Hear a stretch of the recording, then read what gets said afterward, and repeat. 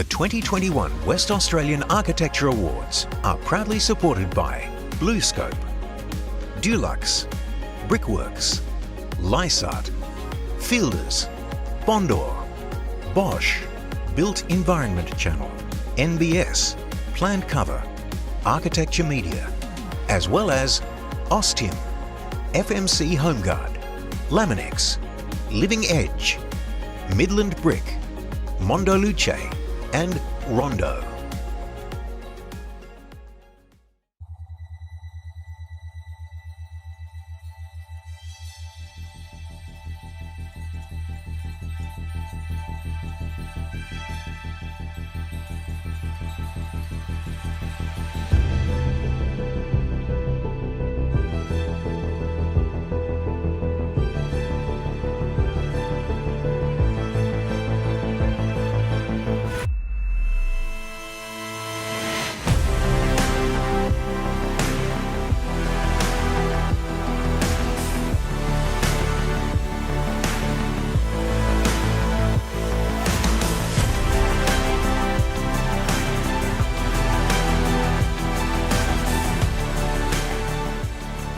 Well, hello and welcome to the 2021 Western Australian Architecture Awards live stream. I'm Viv O'Connell and it's my pleasure to be your host this evening as we celebrate architecture across the state. And I'd like to take this opportunity to acknowledge the traditional owners and custodians of lands across Western Australia. I acknowledge the wisdom of elders past and present and pay my respect to communities. And to begin the awards announcements with a welcome to country, I'd like to introduce Matthew Maguire, Wadjuk Elder of the Noongar Nation. Yarn Banonak, Kaya, Nonagayak, Nonagamaman, Brio, Yara Jenanganba. Kanya Jura Vanija Wanju Nonoka Ye Buja, Wajok Buja, Kala Buja, Nalaga Murba Buja, Jerangwa. Good evening, ladies and gentlemen. It's my honour to stand here on behalf of my mum and Demangad, my grandmothers and grandfathers, to welcome you to Wajjuk land, part of the Noongar Nation. Kanya Jura Vanija Wanju Nonoka Ye Buja, Kalaga Buja. Kanya Wangit, Mama Demanga, Nijana Weir, Nijana Kolinwa, Nonoka Juro, and Nijana Yenin. Pro and Colin Kama, Murjua, Nijana Kolinba.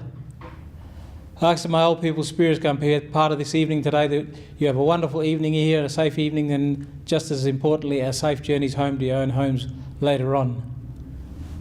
Ngalaga mort ni tere nyenin ba kora. Ngalaga ni tere nyenin ba budowan wa. Ngalaga kolonga. Nonoga kolonga. Ni tere nyenin ba ja ni tere nyenin. This is a land that my family has occupied for thousands of years. It is a land that we will occupy for thousands of years to come. My family, my children, my children's children, and your families and your children and children's children, living here as one on this beautiful country. The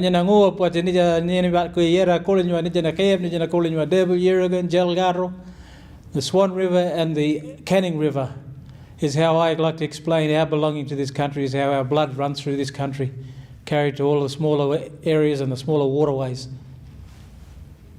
I would like to share a song with you, ladies and gentlemen, in regards to a song that drives away bad spirits to allow good spirits to come in so you can have a beautiful evening this evening and a safe journeys home later on. This is a song that comes out of a place we call Katkarap, which is Kings Park. And it is a song that's been handed down to my father, on to me and my brothers that we share at such occasions.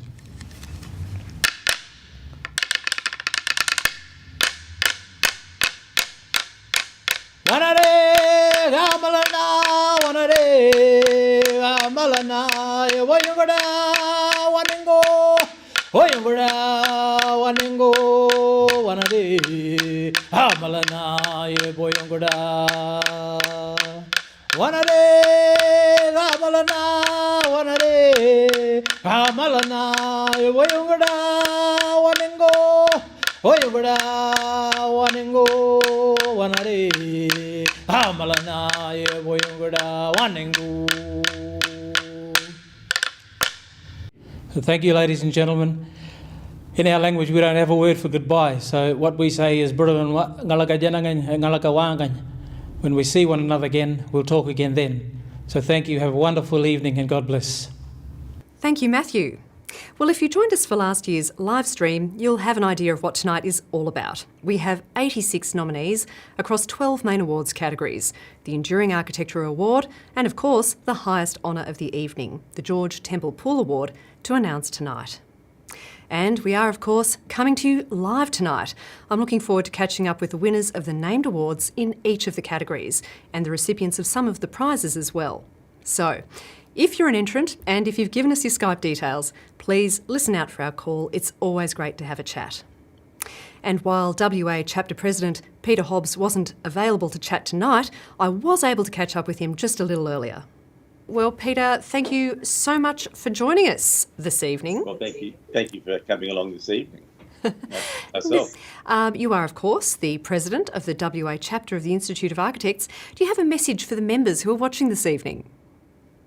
Well, just congratulations, I think. Another incredibly high standard. Just never ceases to amaze me. We shouldn't be amazed, actually, because it's like this every year. But just a fantastic crop of great projects, big and small. I mean, just even the smallest edition, the quality is just always there, and just very exciting to see some new players. So, yeah, my heartiest congratulations to everybody who participated. Excellent. Now, of course, last year the WA Architecture Awards were presented as a live stream for the very first time. And I think at last count there were some 3,500 views of that program. Can you tell me, Peter, how important is it to be able to bring the work of the WA members to this broader audience, both beyond the profession and beyond WA? Look, I think that was what really surprised us last year, and that's why we were thrilled to do it again this year. I mean, if you can get 350 people in a ballroom, and I know it's fancy, but when you think 3,500 people, and a lot of those people not necessarily architects, just shows you the incredible interest in the general community. Just the access to so many more people was just really thrilling. So we've just decided to stick with this as the format moving forward.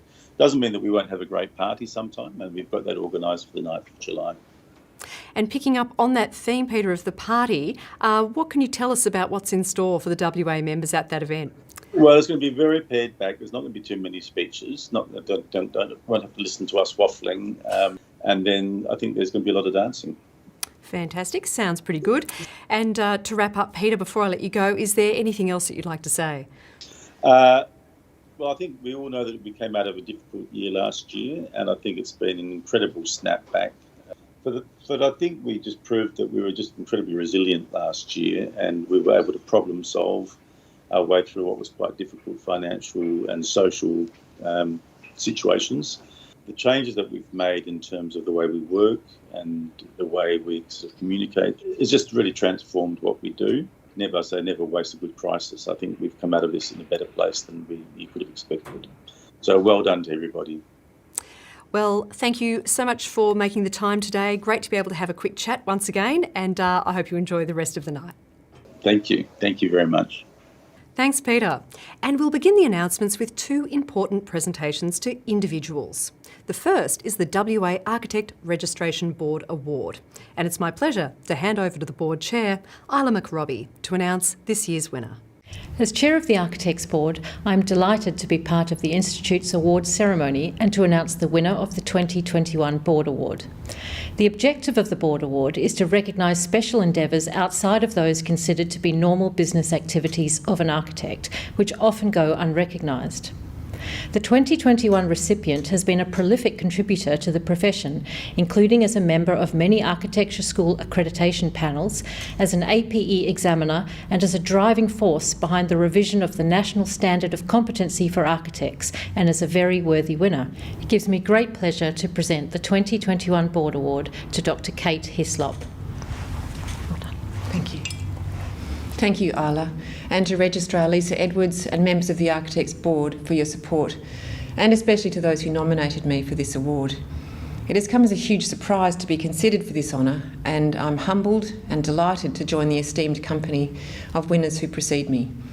I've very much enjoyed the opportunity over many years to progress and sustain architectural education and practice, always with the aim of looking after the longevity and health of our profession. Thank you. Thanks, Isla, and congratulations, Kate. The next announcement is the WA Emerging Architect Prize, which recognises an individual or collaboration's contribution to architectural practice, education, design excellence and community involvement, advancing the profession's role within the public arena. And the winner will represent WA for the National Emerging Architect Prize, which will be announced a little later in the year. The jury this year was chaired by Peter Hobbs, with fellow jurors Sandy Angie, last year's winner, and Ahmed Al Sayed, Imagine co-chair. So without any further ado, the 2021 WA Emerging Architect Prize is awarded to Louise Ward from T&Z Architects. An active member of the WA chapter since 2015 and chair of the Gender Equity Task Force since 2018, Louise is recognised for leading the charge in encouraging greater female participation and a more inclusive WA chapter. Louise's focus on equity extends to her architecture work, where she's established mentoring programs for graduates and curated team building events. Her clear focus is on architecture for the community, and as a valued team member at T&Z Architects, she has contributed to a number of aged care and government education projects. Important projects with the potential to profoundly and positively impact the most vulnerable members of our West Australian community. Congratulations, Louise Ward. And I am delighted to be joined now live by Louise Ward. Congratulations, Louise. Thank you. Now, Louise, I should firstly clarify, I know when you were nominated for this prize, you were at T&Z, and I understand you're now at Bateman Architects. Is that correct? Yeah, that's right. Excellent. Well, look, can I ask, what does it mean to you to receive this prize? It's pretty amazing. I'm actually hiding in the bathroom from a room full of people who have just been so... It's really, really humbling to be recognised in this way. It's very humbling. Excellent. And is there anyone that you'd like to particularly acknowledge? Oh, there's a very long list of people. I've got two really great groups of people. One is my personal network of support, and the other one is my professional network. And both of those groups I'm very fortunate that they are very large groups and long lists of people who've taken the time to support me through my career so far. So, they know who they are and they'll be thanked. Oh, excellent. And do you have a message for the other emerging architects in WA who are watching tonight? Oh, don't give up. Good advice. And find yourself a mentor, because that's really been rewarding for me. Oh, terrific. Well, look, congratulations once again. I'm sure that your friends out there are going to kickstart the celebrations right now, so I'll let you get on with it. Have a great night. Thanks very much.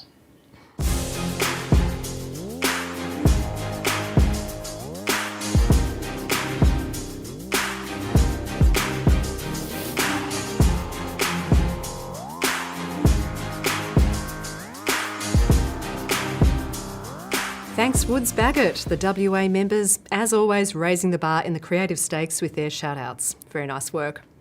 And now to the main awards categories.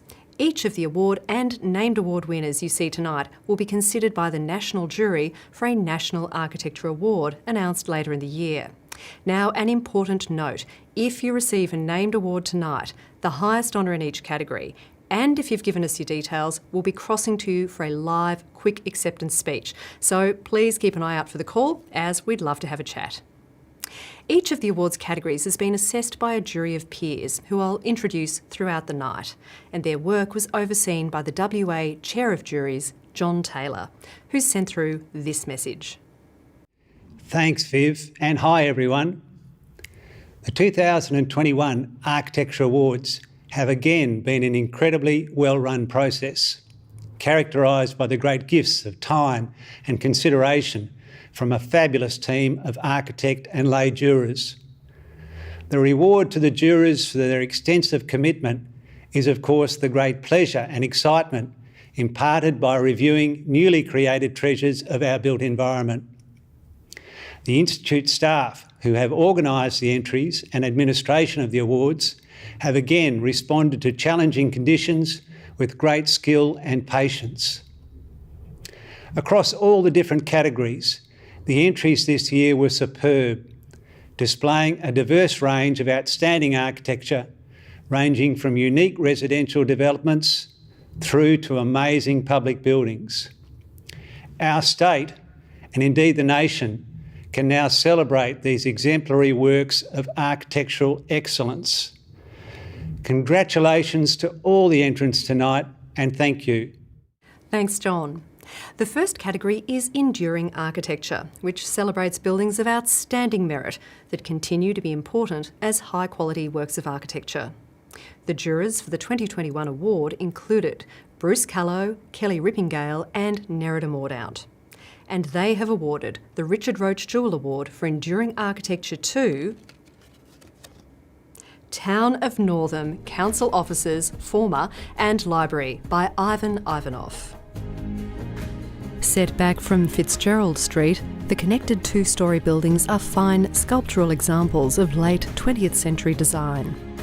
The two building elements are connected by a concrete loggia, with the more cubic form of the office building contrasting with the sweeping curved form of the library. Their classical elegance expresses symmetry with a vertical emphasis of columned facades, creating a building that is both visually striking and has a significant presence. In contributing to the identity, townscape and character of Northam for 50 years, this project is a most deserving recipient of the 2021 Richard Roach Jewell Award for Enduring Architecture. And the Shire of Northam has sent through this message.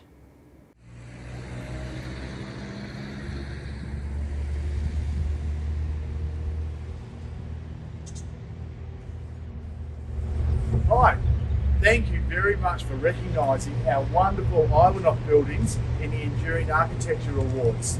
Chris Antonio from the Shire of Northam. This is a great place to be. I think you should come and have a look.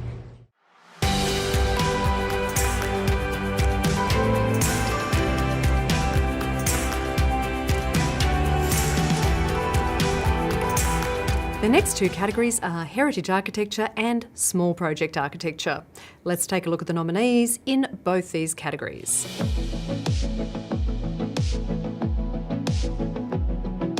Hayman Theatre Upgrade by With Architecture Studio.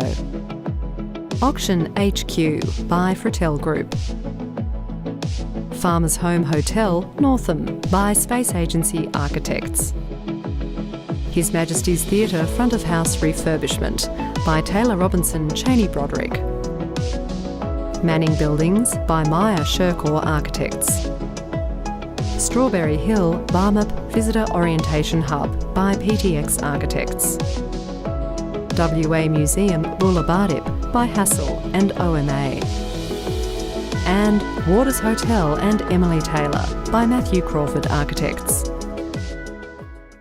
We'll begin with Small Project Architecture, where the jury included Heron Pereira, Michael Smith, Sally Matthews and Colm McCormack. And they have awarded the highest honour in this category. The Ivan Ivanov Award for Small Project Architecture goes to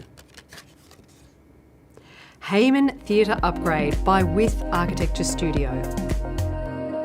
This project plays many architectural tricks to maximise the impact of the small budget and site restrictions. A thoroughfare for the campus, this busy hub is cleverly counteracted through the use of lighting and retractable screening devices that enable the space to transform into a welcoming theatre foyer. The materials respect the off-form concrete setting that is synonymous with curtain, and the jury applauds this skillful addition, which enhances the brutalist setting while pragmatically upgrading the spaces for the theatre students, staff, audience and campus community. Congratulations, With Architecture Studio. And Matt, Jane and the team from With Architecture Studio join me now. Congratulations, guys. Thank you. Lovely to be able to have a, quick, relaxed catch-up about this fabulous project. Now, I understand this is a particularly important facility for the theatre arts students at Curtin. Can you give us a sense of what the project is all about? Yeah, the project, we're very proud that we managed to get a lot into the project for the theatre arts students. the driving force behind the project is really an amenities block and fixing a leaking roof. So it was a small project in ambition, but what we've managed to provide for the client is, as you can see from the photos, a lot of additional spaces where they can practice and informal learning spaces that extend out to the rest of the university as well. And the jury were clearly very impressed by the skill that you've applied to this project, particularly given the context. Can you comment on that at all? Look, yeah, thank you for the compliment. I think a lot of that goes down to working with a great builder. I think credit should go to Western Projects for handling the detailing and the construction really well, working with us proactively. So that was a really good relationship, and I think the result speaks for itself. And what would you like everyone to know about this project? What does it mean to the team to receive the award tonight? Oh. There was a cheer. There was definitely a cheer when the announcement was made. Yeah, we're happy. It's a great accolade to the whole project team. The project is quite small in ambition, but I think it punches above its weight, and the kind of satisfaction in keying into the existing heritage architecture was something that we felt was really successful, and a lot of that went down to the level of detailing and the workmanship of the builder that Matt was talking about. So it just quietly sits in there, but provides some excellent spaces for the university. Excellent. Well, look, congratulations to you and everyone who was involved. What are your plans for tonight? Celebrations are kicking on there? Yeah, we've got, I think we've got... Pizza's coming soon. Yeah, we've got the pizza. We've got some more announcements in the team, I think, and some bubbles. Excellent, excellent. Well, it sounds like the party's getting started. I will leave you guys to enjoy the rest of the evening. Congratulations once again, and have a great night. Thanks very much. Thanks a lot.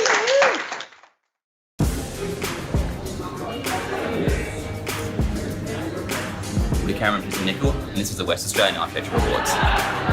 Yes.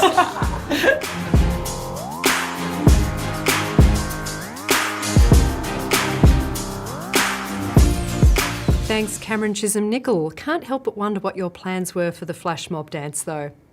And moving on to Heritage, where the jury members were Stephen Carrick, Warren Kerr and Katrina Chisholm. And they have awarded a commendation to WA Museum Bulla Bardip by Hassel and OMA. Congratulations to Hassel and OMA. And an award for heritage goes to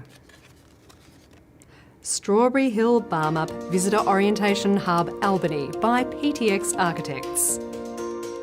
Strawberry Hill, Albany was established in 1827 as the first European farm in Western Australia, on the site of a significant Aboriginal camping area known as Barmup.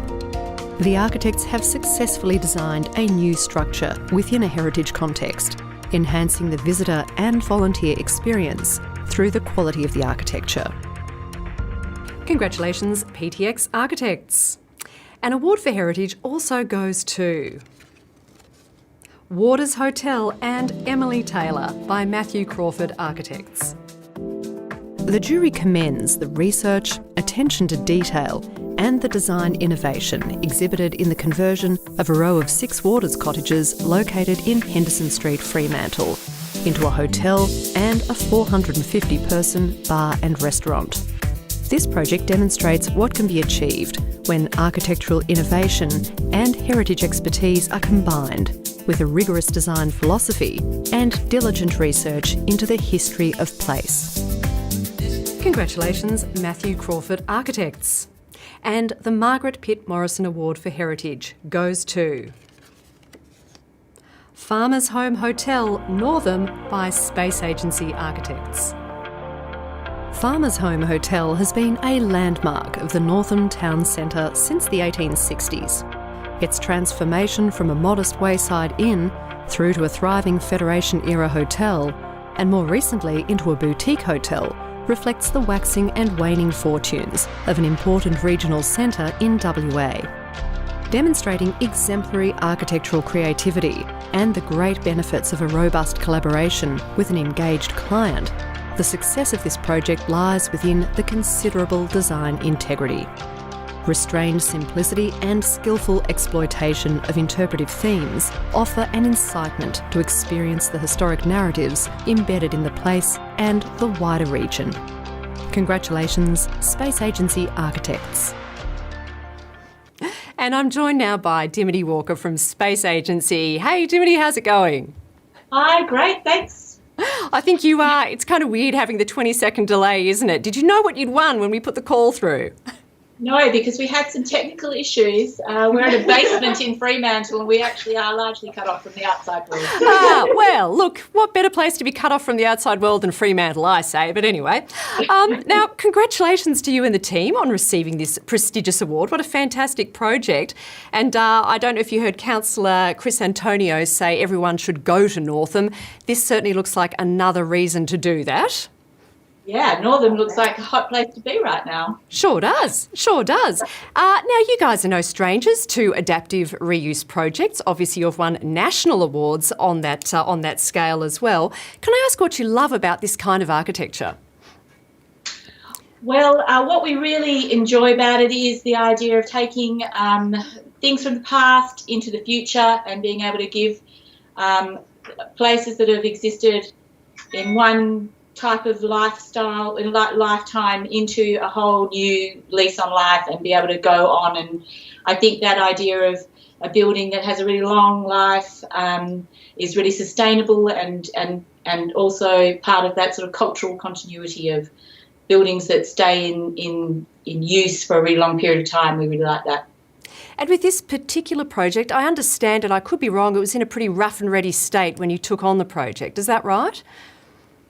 Well, I suppose, yes, it had probably suffered some bit of a downturn in its later years. The veranda had been removed. It had had some sort of various states of renovation, but obviously the bones were all there and the building is, very robust. So it's been able to rise to the challenge of being adaptively reused.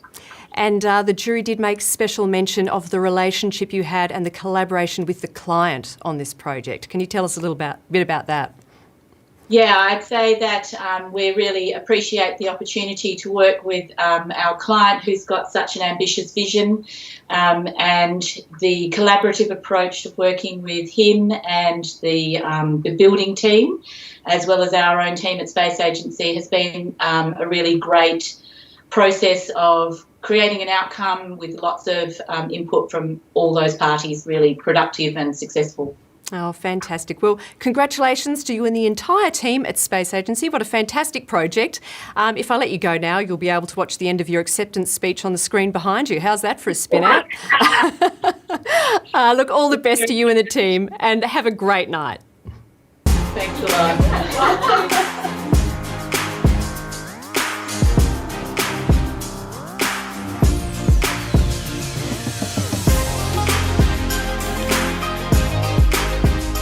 The next category is Educational Architecture, supported by FMC HomeGuard. And I'd like to hand over to Col McCormack from FMC HomeGuard to say a few words and introduce the nominees for Educational Architecture. Thanks, Viv, and hi everyone. We're really proud to be supporting this category again this year. And on behalf of FMC HomeGuard, I'd just like to wish all the entrants the best of luck. Now let's have a look at the nominees in the Educational Architecture category.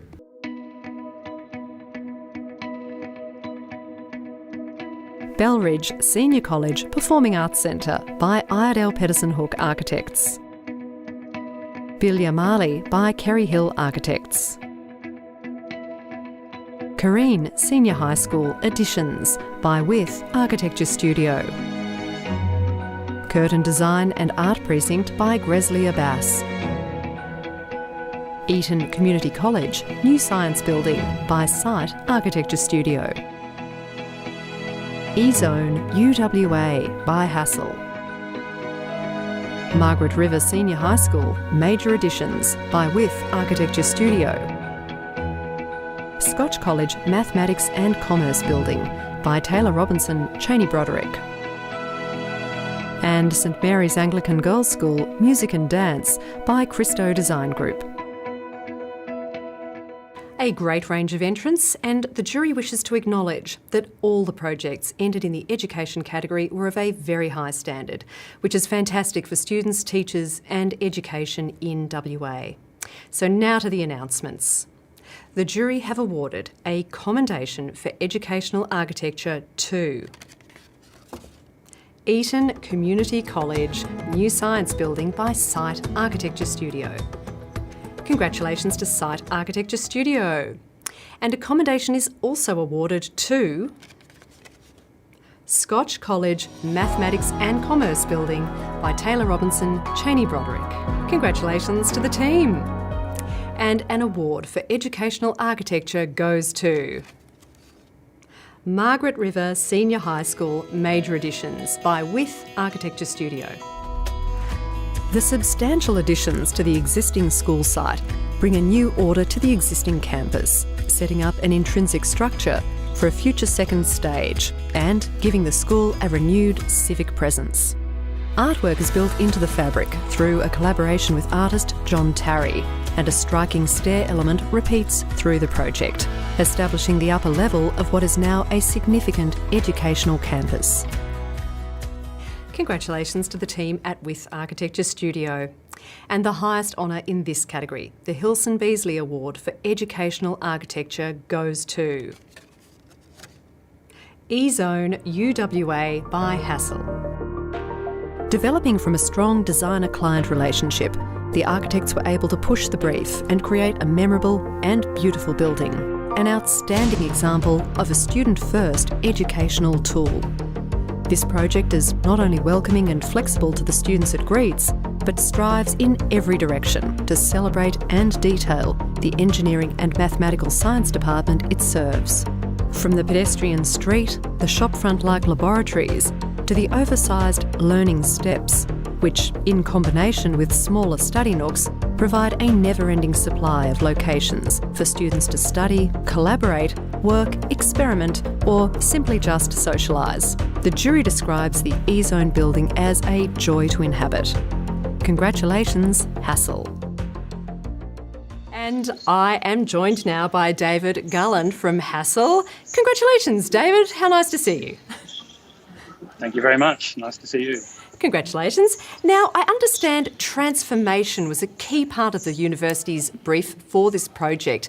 Can you give us an idea of what it was the university wanted to achieve?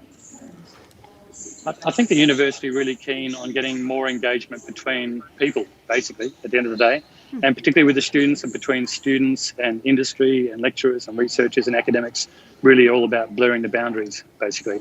So, and that seems to be working already. We know that the number of students hanging around the campus, much greater, 71%, I think, greater than they were like a year ago and so on. So basically, the young kids are really voting with their feet and hanging around the campus a lot more, which is really pleasing to see. Fantastic. Now, you are obviously a key player in educational architecture projects, not only in Australia, but also overseas as well. Can I ask what it is you find most rewarding about working in that sphere?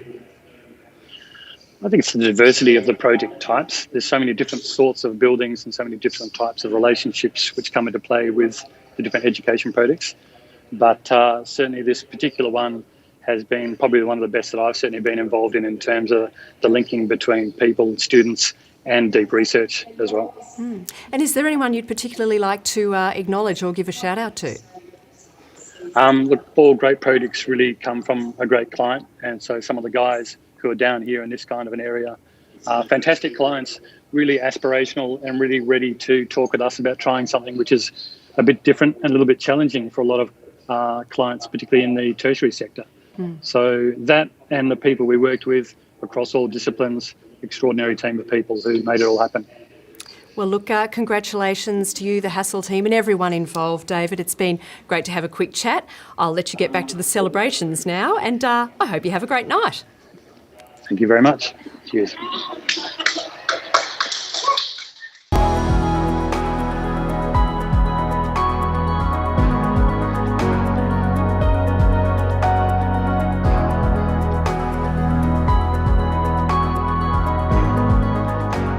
The next category is Commercial Architecture, supported by Rondo. And I'd like to hand over to Kaylee Hyland to say a few words and introduce the nominees. Thanks, Viv, and hi everyone. We're really proud to be supporting this category, and it has been an absolute pleasure to see so many high calibre projects entered into this year's awards. On behalf of Rondo, I'd just like to wish all of the entrants the very best of luck. So let's take a look at the projects that are in the running in the Commercial Architecture category.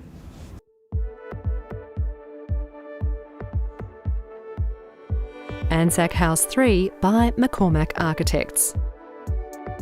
Belmont Hub by Bollig Design Group. Epic, Empowering People in Communities by Iredale Pedersen Hook Architects. Farmers Home Hotel, Northam by Space Agency Architects. Guzmani Gomez Carousel by Matthews and Scavalli Architects. Ibis Styles Hotel by Hodge Collard Preston Architects. Parmelia Hilton Refurbishment by Cox Architecture. Prime House by Maya Sherkor Architects.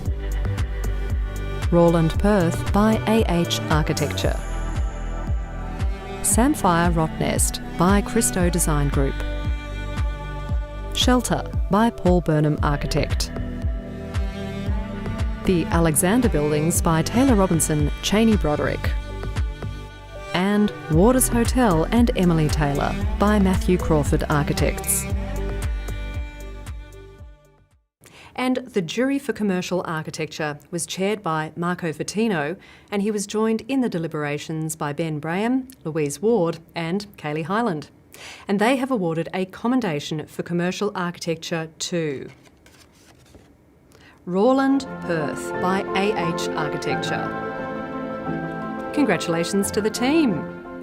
And an award for Commercial Architecture goes to Epic, Empowering People in Communities by Iredale Pedersen Hook Architects.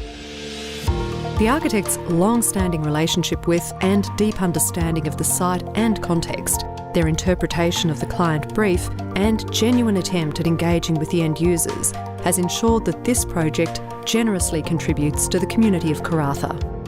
It maintains a strong environmental connection and responds brilliantly to the complex contextual framework in which it sits. Congratulations, Iredale Pedersen Hook Architects. A Commercial Architecture Award also goes to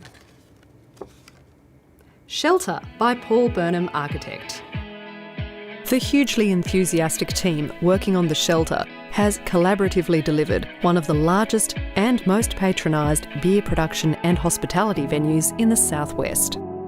The working parts of the brewery were treated as governing aesthetic elements, with the large stainless steel vats becoming iconic elements of the composition. The architects have delivered a project that responds to all aspects of the brief, incorporating rich environmental solutions, robust but delicate detailing, and a strong contextual response. Congratulations, Paul Burnham Architect. And an award for Commercial Architecture also goes to Farmers Home Hotel, Northam by Space Agency Architects. The unconventional and close collaboration between client, architects and builder throughout the design and construction of the farmer's home has allowed for extensive dialogue and research, resulting in a continual re-evaluation and refinement of elements. An outstanding economy in detailing and spatial manipulation, together with restraint in the introduction of new materials, has resulted in a project that is exceptionally beautiful and sophisticated. Congratulations, Space Agency. And the highest honour in this category, the Ross Chisholm and Gil Nicol Award for Commercial Architecture, goes to Waters Hotel and Emily Taylor by Matthew Crawford Architects. The insertion of the multifaceted hospitality program on this small and complex site in the heart of Fremantle's historic West End is impressive and extremely well handled by the architects.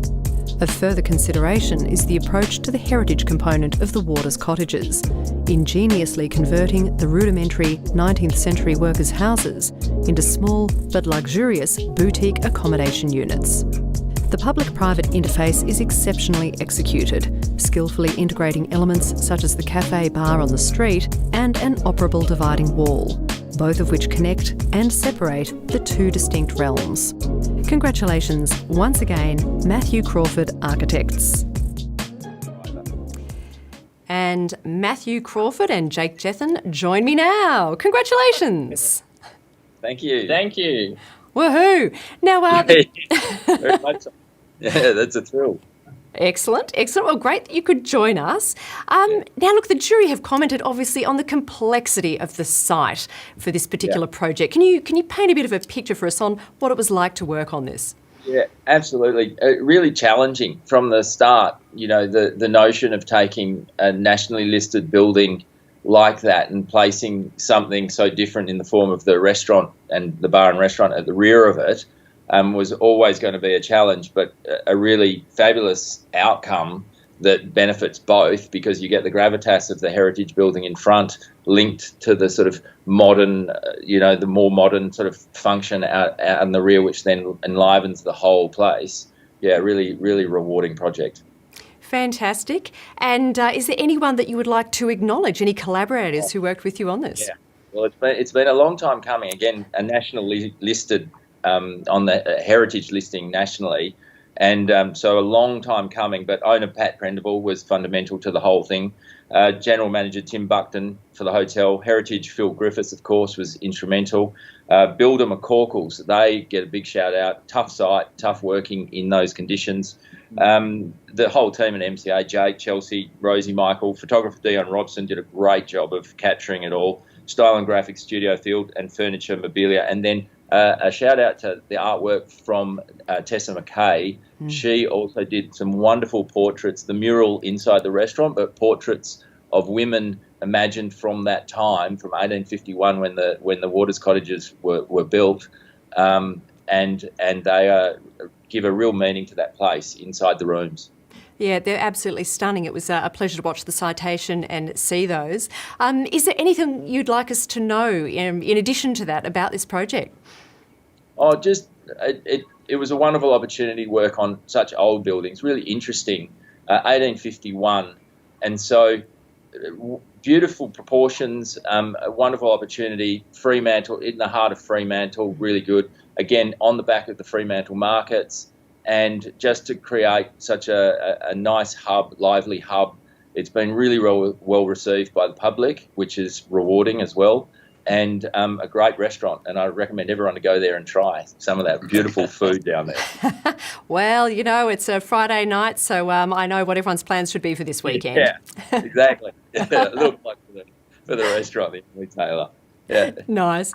Well, look, congratulations to you and to everyone involved once again. It's been great to catch up, and I hope you guys have a great night. Thanks a lot. Hi. Where? Iredale. Peterson. Hook. Architect. And? You're watching That. WA. Architecture. Awards!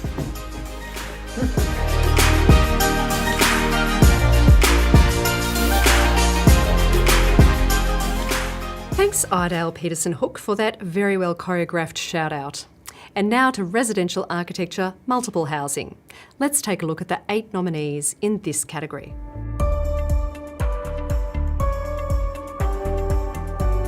Three by Three House by Jericho Architects. George Street by MJA Studio. Lucent by Hillam Architects. Glide Street by MJA Studio. Marina East by Hames Charlie WA. Ohana Residences by Shift Architecture. RAAFA, Cirrus, Clubhouse and Apartments by Cameron Chisholm Nicol. And The Social on Henry by Matthews and Scavalli Architects. This jury was chaired by Ryan Brown, and the fellow jurors were Andrew McIver, Sue Fung Ten and Georgina Hall. And the jury have awarded a commendation to 3x3 Houses by Jericho Architects. Congratulations! An award for residential architecture multiple housing goes to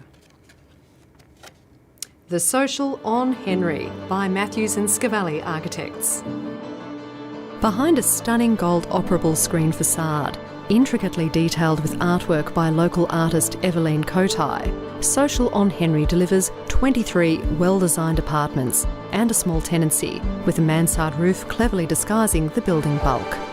Building within the heritage fabric of Fremantle is not an easy task, and the jury commends the investigative approach to the planning framework and bold siting strategy that has set a new benchmark to apartment design in heritage-sensitive precincts. Congratulations, Matthews and Scavalli Architects. And the Harold Krantz Award for Residential Architecture Multiple Housing goes to Glide Street by MJA Studio. This cleverly designed project represents an excellent example of how a complex brief can be resolved within an established commercial village strip environment.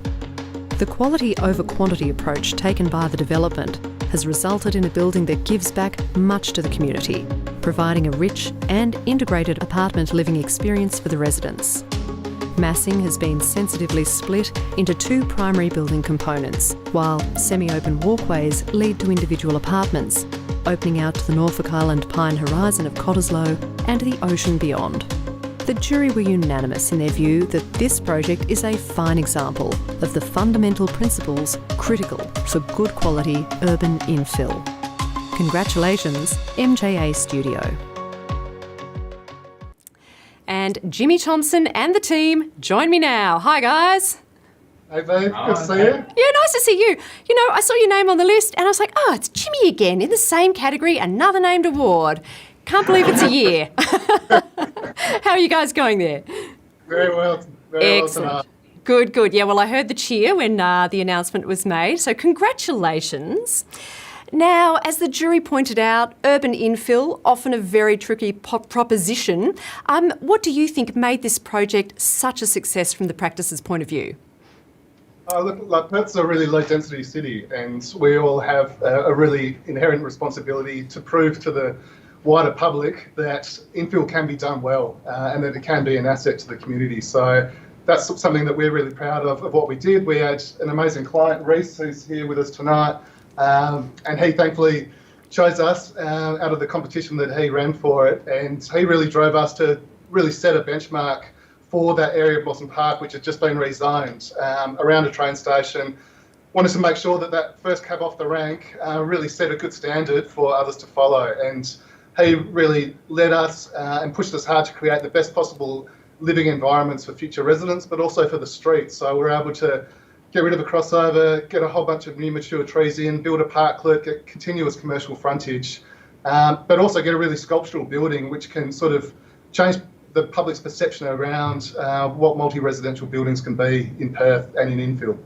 Excellent. Well, you know, winning a named award, quite an achievement, fantastic, and well done to the client for bringing you guys on to tackle this particular challenge. Is there anyone that you'd particularly like to acknowledge? Well, certainly the jury, the Institute, as always, Miriam, who's here with us today, Reece, Sophie, who did the DA with me and Wes, Harriet and Megan, who did an incredible job on the interiors. It's a really beautiful, holistic design approach that we're able to achieve with great support from client, which is always, you know, the most important thing for successful projects. Oh, excellent. Well, look, congratulations once again to you guys. Are you going to have a big party there tonight? It looks like it's already got started. We'll have a good night tonight. Excellent. Well, you certainly deserve it. Congratulations once again. Kindly. Have a great night, everybody. Thank you. And we will be back shortly after these messages from the awards sponsors. Designed and manufactured specifically for the construction industry, HomeGuard is a complete termite management system.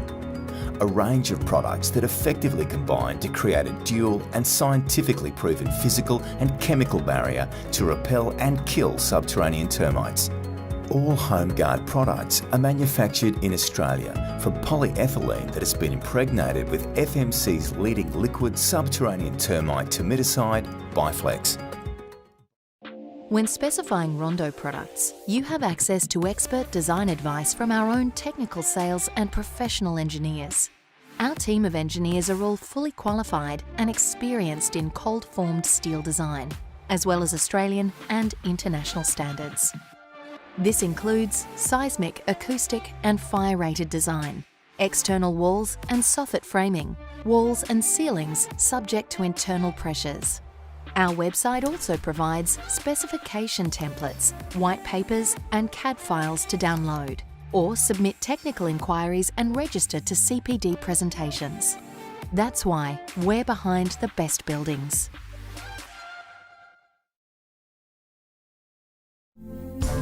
When it's time to build, build on quality that's proven in Australia's harsh environment. Build on Lysart, steel roofing and walling. Style. Experience. Excellence. You have it all when you choose Lysart, steel roofing and walling. Insist on the best. Insist on Lysart. And urban living is really about a sanctuary. Furniture is synonymous with art and with architecture, with interior, so that they all go hand in hand, and I think finishing the interior environment is key. The furniture is absolutely key.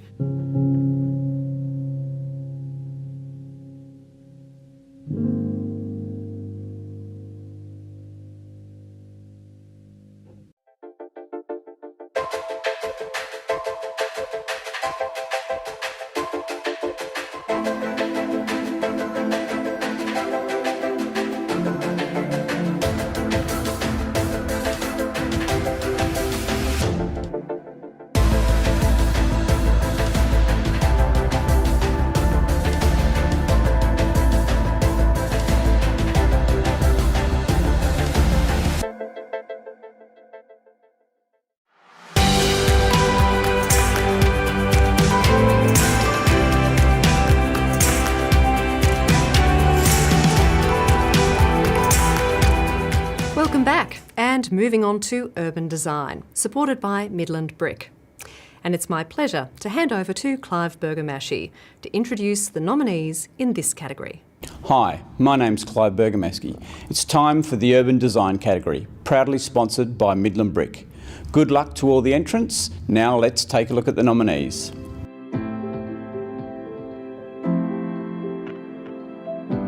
The Towers at Elizabeth Quay and Ritz-Carlton Perth by Cotty Parker Architects. Tudier Sport and Recreation Precinct by Cameron Chisholm-Nicol. And WA Museum Bullabardip by Hassel and OMA. A great field of entrants, and thanks for that message, Clive. The urban design jurors were Simon Venturi, Andrew Boyne, Mandy Leung and Clive Bergamaschi. And the jury have awarded the highest honour in this category, the John Septimus Rowe Award for Urban Design, which goes to WA Museum Bullabardip by Hassel and OMA. This project skillfully resolves a complex spatial program by connecting and integrating a number of heritage buildings with new structures, and in doing so, establishes a series of memorable opportunities and experiences. The ground plane presents a permeable edge condition, drawing people in from the surrounding context and encouraging interaction. Multiple entry points allow movement through the site, with a sheltered outdoor city room positioned at its centre. WA Museum Bullabardip is a significant urban intervention. It is a bold but sensitive response, generating memorable experiences through the skillful manipulation of a complex arrangement of built form, public space and pathways of movement. Congratulations, Hassel and OMA. And I am delighted to be joined now by Peter Dean from Hassel, who's in Perth, and Paul Jones from OMA, who joins us from Brisbane. Congratulations. Thank you very much. Excellent. So glad we could sort of bring the team together, fostering this spirit of collaboration that was evident in this project, obviously. Now, Peter, I might start with you. You've obviously had a key influence on Perth through projects like 140 William and Optus Stadium. But can you give us a sense of the impact this project has had on Perth? Well, I think it'll be transformational for the cultural precincts. It's very different projects to those other typologies. But working with an amazing set of heritage buildings, the whole urban city block to transform and be a catalyst for the wider cultural centre. I think it'll be amazing for Perth when we get out of lockdown. And we've already had nearly 500,000 visitors through the museum, which is terrific. And if I'm not mistaken, you're there right now, aren't you? Yes, we're going to be moving around the museum during the course of the night if we're lucky. So Davey's already been in the main hall and we're in the spiral stair at the moment. Oh, I love it. Thank you for very considerately taking into account a range of backgrounds for our tech team here. Much appreciated. Now, Paul, obviously this project has been developed and achieved in a collaborative spirit. Can you talk to us a little bit about how that's played out and I guess the value that those teams have brought to this end result? Oh, yeah, sure. The project, as I'm sitting here, I'm getting texts from around the world. So the other side of the world is watching. So the project's certainly on a global map.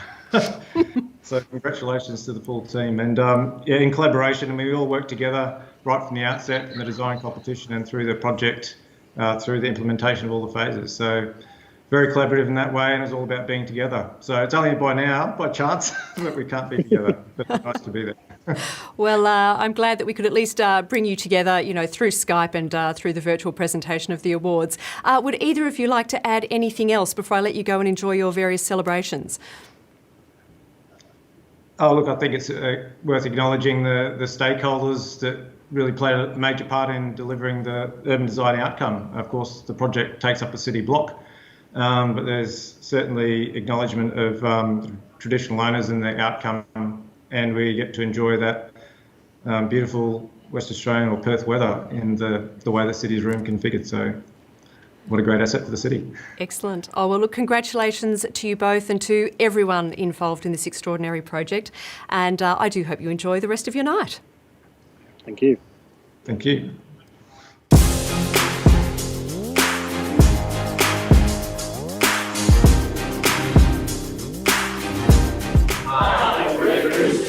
You're watching the 2021 Western Australian Architecture Awards.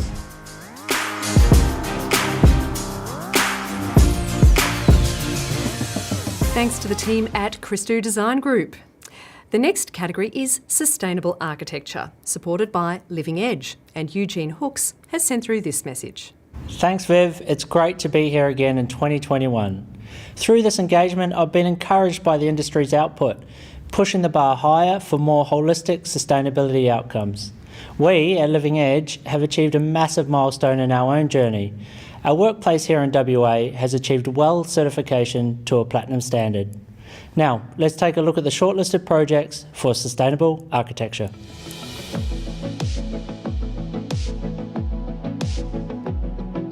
E-Zone UWA by Hassel.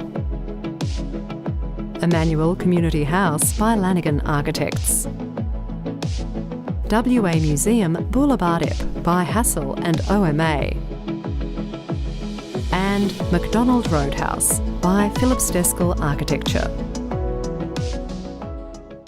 And Eugene served on this jury, which was chaired by Andrew Tang-Smith, with fellow jurors Lee Symington and Timo Bleeker.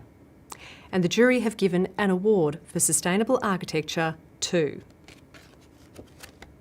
E-Zone UWA by Hassel. Key sustainability principles such as solar orientation, building envelope performance, and harnessing natural ventilation to minimise energy usage are thoughtfully celebrated in this design. The jury commends the architect's exploration of initiatives that brought the building's energy performance monitoring into the students' education program, helping to raise awareness of sustainability for future generations. Congratulations, Hassel! And the Wallace Greenham Award for Sustainable Architecture goes to McDonald Roadhouse by Philip Stejskal Architecture. This suburban house demonstrates the ability to craft sustainable design principles based on solar passive and passive house standards in an exceptional way. The jury applauds the building's key consideration of its environmental context, resulting in an inviting design language at the street junction, whilst presenting modestly and respectfully toward its neighbours. On a tight footprint, the applied design demonstrated a cohesive design partnership between the architect and client to create a truly sustainable and healthy living environment. Congratulations, Philip Steskel Architecture. And Philip and the team, join me now. Congratulations. Hi, thanks very much. So glad you picked up the Skype call. You had me going there for a while. You're watching me on the screen. Excellent. Now, can I ask where you're watching from tonight? Well, we're watching from our offices, which is adjacent to a gallery space. So we're in the gallery space, which is run by a friend of mine. And yeah, so we're just having a few people over. We've got the clients here. We've got Adam and Kerry, and where are you? Oh, there. Excellent. And in here as well. Oh, lovely. Well, so great that the clients can be there. I mean, we might start with them. Philip, can you give us a bit of a sense about what the clients were hoping for you to be able to achieve with this extraordinary project? Sure. So for the clients, correct me if I'm wrong, it was about downsizing. It's about the children had grown up and left the home, and sort of creating a house that would suit them for the coming years in a very connected location, but to achieve privacy and I guess thermal comfort and a sort of a sustainable home. So sustainability was a core part of the brief? Yeah, I would say so. Yeah. So the idea of the need to have a home that would be comfortable, but also be easy to run and renewable in its ethos. Lovely. And I imagine the clients are loving the home if they're there celebrating with you tonight. Is that a fair thing to say? Well, over to you guys. If you're happy to have a quick chat. Yeah, look, it's a fabulous house to live in. It's really light and bright, and it's lovely and warm in the winter. The sun coming in and warming up the floor, and beautifully cool in summer. And there's lots of little tricks in the house that are working really well for climatic control. And we just adore it. We're really happy with it. Oh, fantastic. Well, there's no better endorsement than a happy client, is there, Philip? Well, absolutely. Great. Now, is there anything else you'd like us to know before I let you go back and continue the celebrations? I guess, for us, the house, the approach to sustainability was quite simple in a sense. It's a reinterpretation of the great Australian icon, the wraparound veranda. So that was really key to, I guess, those initial ideas and how we resolved the project. Excellent. All right. Well, look, congratulations once again to you and the team. Lovely to meet the clients. Thank you so much for being part of the stream tonight. And I hope you guys all enjoy the rest of your night. Thanks very much. Yay.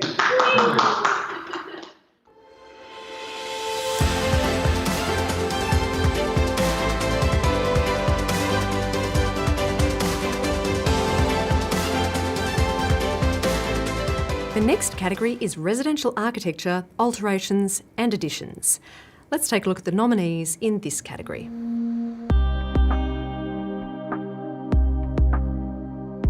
"38 Shenton Road" by Boss Architects. "Beach Street" by Clopper and Davis Architects. "Beaconsfield House" by Simon Pendle Architect. "East Fremantle House" by Nick Brunston. "Garden House, Rule Street" by Space Agency Architects. "Hobbs Street" by Clopper and Davis Architects. And "Sharp House" by Steelhouse Architecture. This jury was chaired by Matt Delroy Carr, and his fellow jurors were Marilyn Howden, Craig Steer and Tom Rees. And they have awarded a commendation to Hobbs Street by Clopper and Davis Architects. Congratulations to Clopper and Davis. An award for residential architecture, alterations and additions goes to East Fremantle House by Nick Brunston. This project successfully transforms a late 19th century workers' cottage into a dynamic home with a strong outdoor connection to a courtyard that acts as a new focal space for family living. Sensitive contextual references are made with considered material and colour selections that acknowledge the varied layers of the place's history whilst connecting beautifully with the restored elements of the cottage. East Fremantle House is a rich example of contemporary architecture that exists in harmony with an established traditional setting. Congratulations, Nick Brunston. And an award also goes to Garden House, Rule Street by Space Agency Architects. Garden House proposes a bold addition to an existing heritage limestone cottage located on a corner block. The two structures play off one another as you move around the perimeter of the site, the original standing proud, addressing its two streetscapes, while the addition draws you inward through a series of beautifully conceived garden spaces. The architects have employed a wonderful play of scale and materiality between spaces to achieve a generous outcome whilst ensuring the addition is well considered with the scale of the existing house. Congratulations, Space Agency, once again. And the Peter Overman Award for Residential Architecture, Alterations and Additions goes to Beaconsfield House by Simon Pendle Architect. Beaconsfield House is the result of a wonderful relationship between client and architect. Whilst the project may have been conceived primarily through experiential qualities, the architect has also considered sustainable principles within the design. The treatment of the existing cottage through the repurposing of spaces is commendable, and the connection to garden through the deep shaded openings of the additions provides a wonderful respite during the warmer months. The jury applauds the cohesive and beautiful series of sculptural spaces that are a joy to experience. Congratulations, Simon Pendle Architect. And Simon Pendle joins me now, and it sounds like there's a party happening there, Simon. Yeah, I'm locked in the sample room at the Idle Patterson office. Luckily, there's enough wine on the shelf here to keep me alive. Well, those guys know how to have a good time, so you're in safe hands there. Everyone sounds very excited to hear that you've received this award. I heard the cheer. Yep, it's good to get a cheer. Can't knock that. Now, Simon, the jury made very specific reference in their citation to the collaboration with the client on this particular project. I don't know if anyone else is hearing that in the stream, but they're loving it, aren't they? There's no door in the storeroom. Sorry about that. No, that's all right. The clients are amazing. Ulrich and Michelle, good friends and amazing artists, and were very involved in the process all the way through. I was actually camping in Ulrich's, the front room of his studio, as I was documenting the project, and so we were having, almost daily conversations. So it was really good. Oh, fantastic! Is there anyone else you'd like to acknowledge in regard to this project, Simon? The clients, absolutely. My partner Beck, who puts up with a small practitioner. The builders, Kelly Building, Neil and Adam did a great job. And it was a tiny project. So there wasn't actually that many people involved, but the clients are central to that. I should also mention Stephen Neal, who started the project with me. It's a 12-year-long project, and we started it in 2008. So he was on it for a while before he left to Sydney, so I'd like to acknowledge him as well. Right, well, that's an extraordinarily long time frame for a project. You've shown a lot of stamina in getting through to the end on that. Oh, the fees were so big that I was just, able to kill it all the way through. And can I ask, just to wrap up, what does it mean to you in the practice to receive this acknowledgement tonight, the named award in this category? It's really important. It's good for my research output at university, which, rides on this kind of stuff. Like everyone in the category, it's a lot of work, so to get recognition of that is fantastic. Great. Well, look, congratulations once again. There's a massive party happening out there. I'm just going to let you go and enjoy it now. Great. Thank you very much. Have a great night. Bye.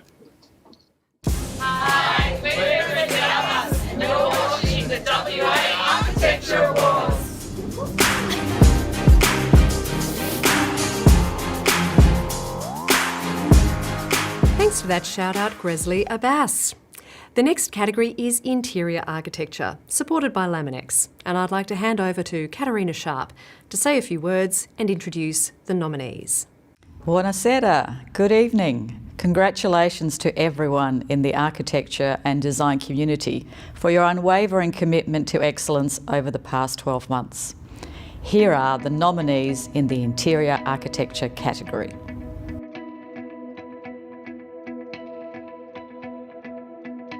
Auction HQ by Frittel Group. Bilya Marley by Kerry Hill Architects. Central Park Lobby Upgrade by Woods Bagot. Farmers Home Hotel Northam by Space Agency Architects. Nalankala Bujuwirin, Connections, Origins, Innovations and Reflections, 5 galleries at Boola WA Museum by Iredale Pedersen Hook Architects with Thylacine. North Street by Clopper and Davis Architects. Parmelia Hilton Refurbishment by Cox Architecture. RAAFA Cirrus Clubhouse and Apartments by Cameron Chisholm Nicol. Rawland Perth by AH Architecture.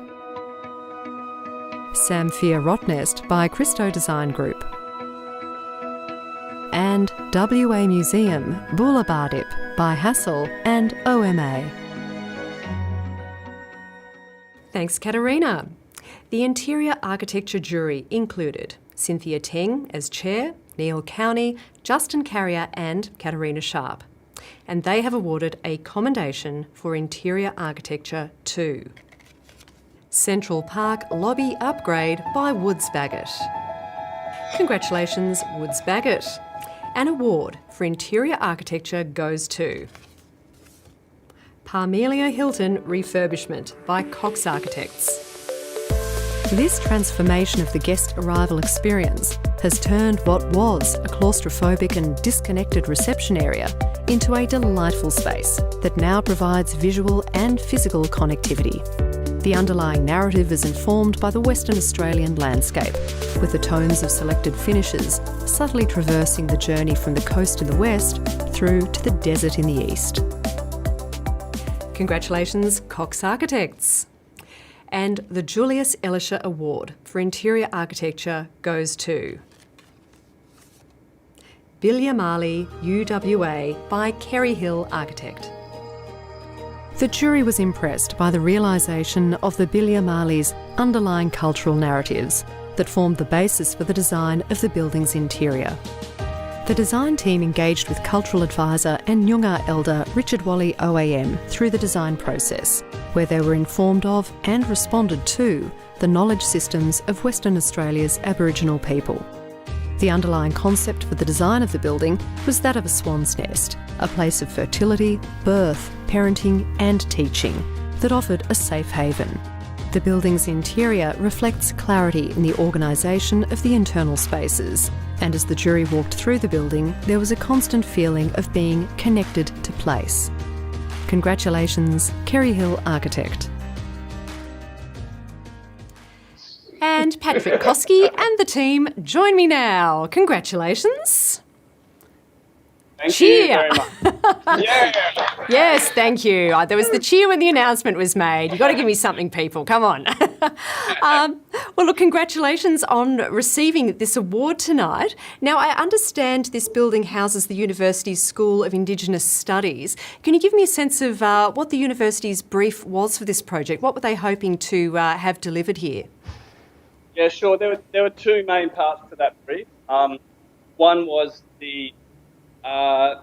it's the place where courses on Aboriginal culture and history are taught, which is a sort of really interesting side in itself. And it's also a place where pastoral care for Aboriginal students on campus occurs. So there's a kind of support network that the building offers. So, yeah, they're the two pieces of the puzzle, I guess, that were put together with this building. Excellent. And we heard in the citation there that you involved as a cultural advisor Richard Wally. Can you talk to me a bit about that process of collaborating and I guess learning from him? Yeah, I mean, we didn't approach the project with any preconceived notions of what the cultural narratives of the site were or of the place, and Richard was extremely graceful in, I guess, sharing those stories with us and teaching us about the site and the sort of narratives that inform, and the long history of that site, which for thousands of years has been a place of teaching and possibly not recognised, but that sort of return to that place of teaching was a really important part of that story. And have you had any feedback from the university on, I guess, the students' response to being able to be in this space? Yeah, I think we have, and it has been positive. I mean, we do have we're a bit biased in that, obviously, but I think what's been interesting in that is the students. What we originally thought would be a sort of congregation space for the students to all hang out actually emerged to be a series of intimate spaces and a sort of series of quieter and retreated spaces that the students would like. So, yeah, I think the feedback from our side has been positive. The building's been really warmly embraced by the school and by the students. So, yeah, we're very delighted with that. Oh, excellent. And look, is there anyone that you'd like to acknowledge or thank before I let you go and enjoy the celebrations? Definitely. Look, from our team, there's Kate, who led the project for us.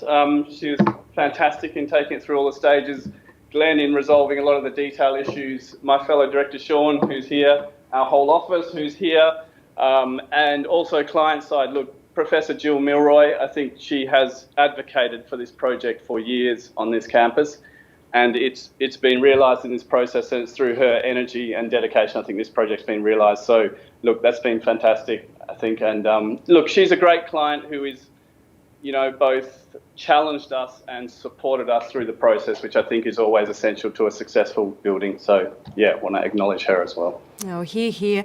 Congratulations to you and to all involved. I'll let you enjoy the rest of the evening now. And... clap, clap. Yes, have one last cheer. And we will be back with the next round of announcements after these messages from the awards sponsors.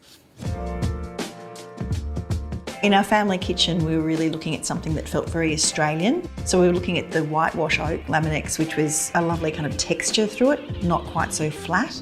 And we were also looking at paper bark and French cream. Laminate is doing unusual things in the kind of utility part of the kitchen. Moments where you're not used to using materials like this, but Laminex can do it. The laminate can do what we want it to do, which is to make these curves.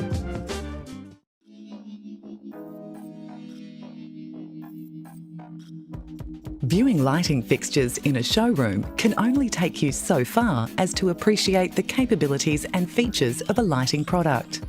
Featuring them in a showroom doesn't always highlight their full capability. Mondellucci created the Living Showroom as a practical guide to some of our lighting installations throughout the Perth metropolitan and regional areas. The Living Showroom provides those who enjoy fine architecture and design the opportunity to view examples of light in action in our purpose-built environment. For more than 130 years, Bosch has designed products that spark enthusiasm, improve quality of life, and help conserve natural resources. We have built our reputation on design, quality, reliability, trust, and sustainability. In short, we want to create technology that is invented for life. With more than 200 international design awards attained over the past 5 years, Bosch is the clear leader in home appliances. Outstanding design requires both great form and function. For home appliances, invented for life means giving people peace of mind for their daily life at home.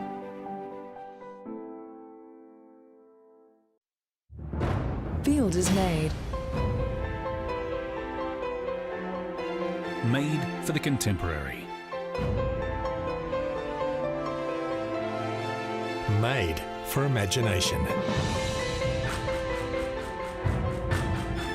Made for style. Fielder's Made. Made for inspiration.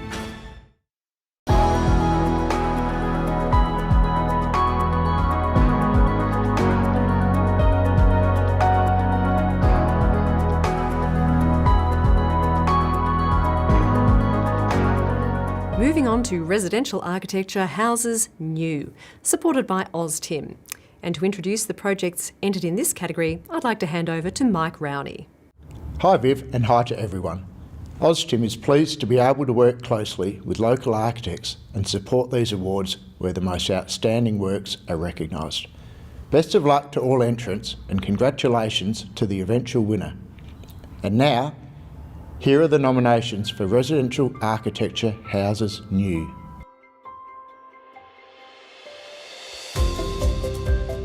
Andrews Place, Cottesloe Residence by John Lewis Architect. Carr Street by Clopper and Davis Architects. City Beach Residence 1 by Hillam Architects. Marmion Street House by Phillips Deskill Architecture. Dawesville House by Tim Wright Architect. Deep Bush Close by Clopper and Davis Architects. Emmanuel Community House by Lanigan Architects. Enclosed House 2 by Mork. Forest Beach House by Craig Steer Architects. McDonald Roadhouse by Phillips Deskill Architecture. City Beach Residence 2 by Hillam Architects. North Beach House by Tim Wright Architect. North Street by Clopper and Davis Architects. And Ohana Residences by Shift Architecture. This jury was chaired by Maxine Canning, and fellow jurors were Jean-Mick Perrine, Rosie Burton and Deanne Nielsen. And a commendation for residential architecture, Houses New, goes to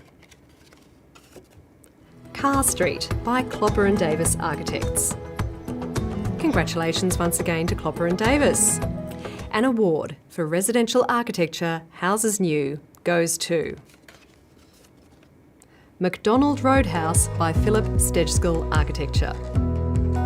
McDonald Roadhouse is an exemplary urban architectural response delivered on a site full of difficult design constraints. The built form meets the client's brief of making a statement on the street, yet is sensitive to the surrounding environment.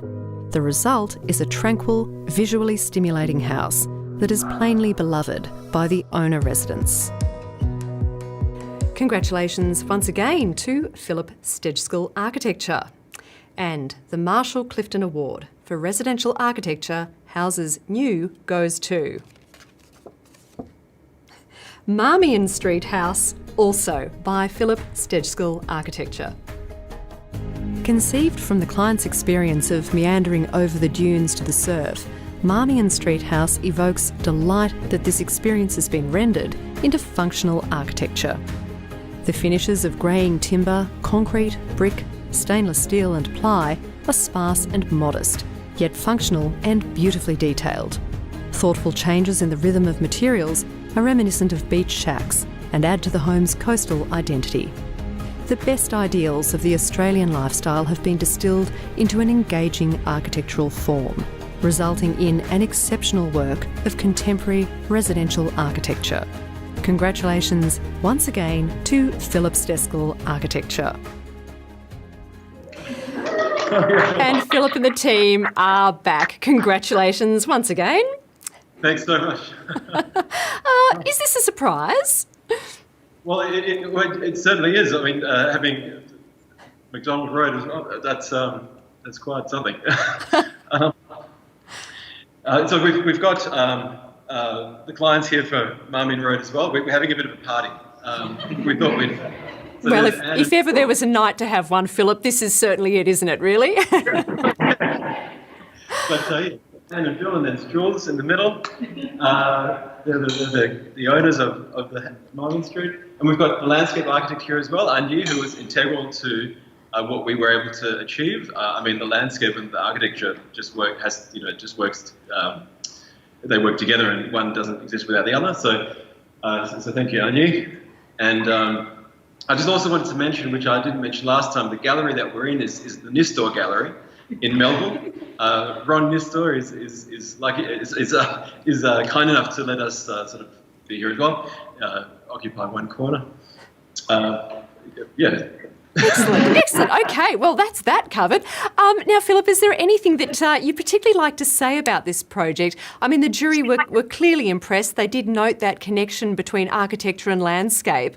Was there anything in particular in the client's brief that you had to capture in this project?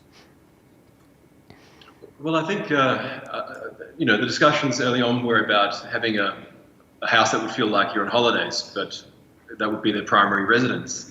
So we talked about memories of holidays, and we talked about, reminiscent, nostalgic sort of notions of sort of being on the way to the beach with, over the sand dunes. The house is located on the leeward side of a sand dune, of an original sand dune. So we took hold of that idea as a concept and just, with Anu sort of designed this passage up the hill, and the rooms just sort of, the house just formed around that, really. And I'm assuming the clients love it. They're there at the party. I'm not sure if they might like to say something about what it's like to actually live in this home, if you like. I think it's a fantastic home to live in. It's very comfortable, very relaxed.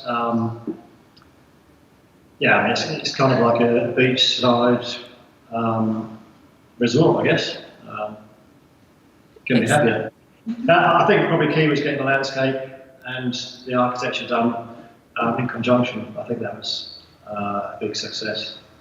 Wonderful. Oh, well, great. You are exceptionally lucky clients to be living in a named award-winning home. Congratulations to everyone involved. Philip, I'll let you go unless there's anything else you'd like to say just to wrap up. No, thank you very much. It's an incredible honour, and thanks to the jury, and it's fantastic. All right, well, I'm going to leave you to the party now. I hope you guys have a fantastic night. Thanks very much.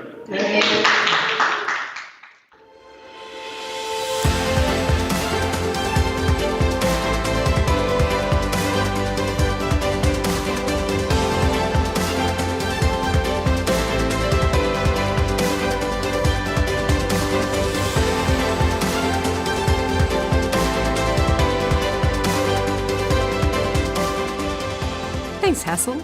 And now for the People's Choice Award. Each of the projects entered in the categories of residential architecture, houses new, and alterations and additions is eligible for the People's Choice Award, a chance for the people of WA to decide on what they consider to be the most exemplary project entered into these two categories. This year, there were over 2,000 votes. And without any further ado, the 2021 People's Choice winner is Ohana Residences by Shift Architecture. Congratulations! And the lucky winner of the overnight staycation prize goes to Vanessa Reel. Congratulations, Vanessa. The WA chapter will be in touch with you in the next couple of days.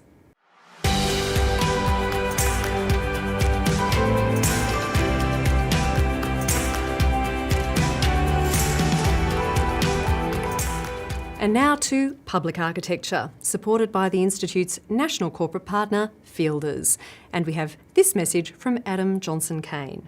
Thank you, Viv. I'm delighted to be here on behalf of state sponsor Fielders. We sincerely thank you for your specifications of Fielders roofing, finesse cladding and structural decking systems in your amazing and innovative projects. So, good luck to all the entrants this year, and now let's take a look at the nominees for public architecture.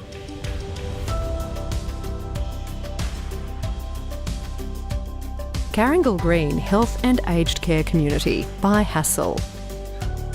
My Vista Mirrabooka by Silver Thomas Hanley. Punta Kurnu Aboriginal Medical Service Healthcare Hub, Newman by Cornitz Young Architecture. Swancare Ningana by Cameron Chisholm Nicol. And WA Museum Boulevardic by Hassel and OMA. Thanks, Adam. Well, this jury was chaired by Rebecca Stuber, and fellow jurors included Kate Moore, Janine Marsh, Adam Johnson-Kane and Ryan Davies. And the jury have awarded a commendation to Carringal Green Health and Aged Care Community by Hassel. Congratulations, Hassel, a very big night for you guys. And the award for public architecture goes to Punta Kurnu Aboriginal Medical Service Healthcare Hub, Newman by Cornitz Young Architecture. This project demonstrates the collaboration between an architectural practice committed to meeting a regional community's needs in a culturally and environmentally sensitive way.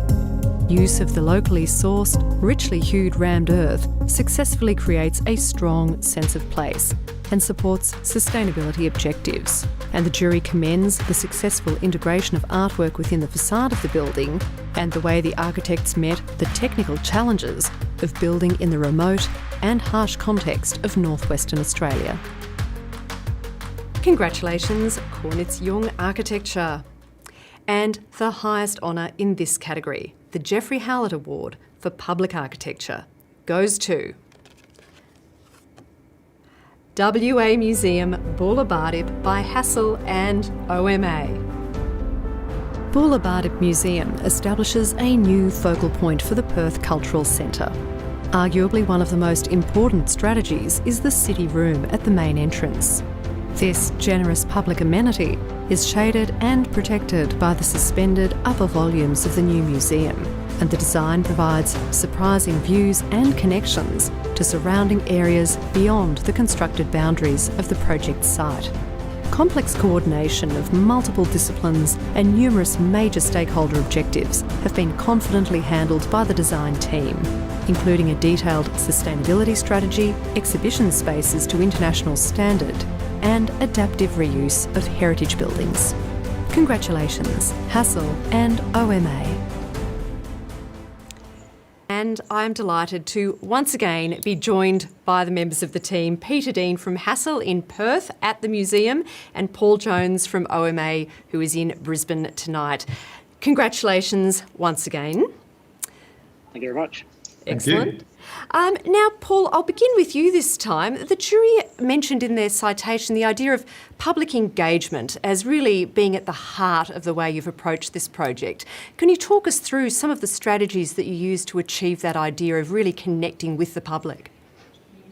Well, I think as part of the process there was the need to quite literally engage with the public, but really just always looking for opportunities to make the building very accessible to the public in different ways. So the site's completely open and available for them to experience what is a public project because it's for them. So, yeah, it's great.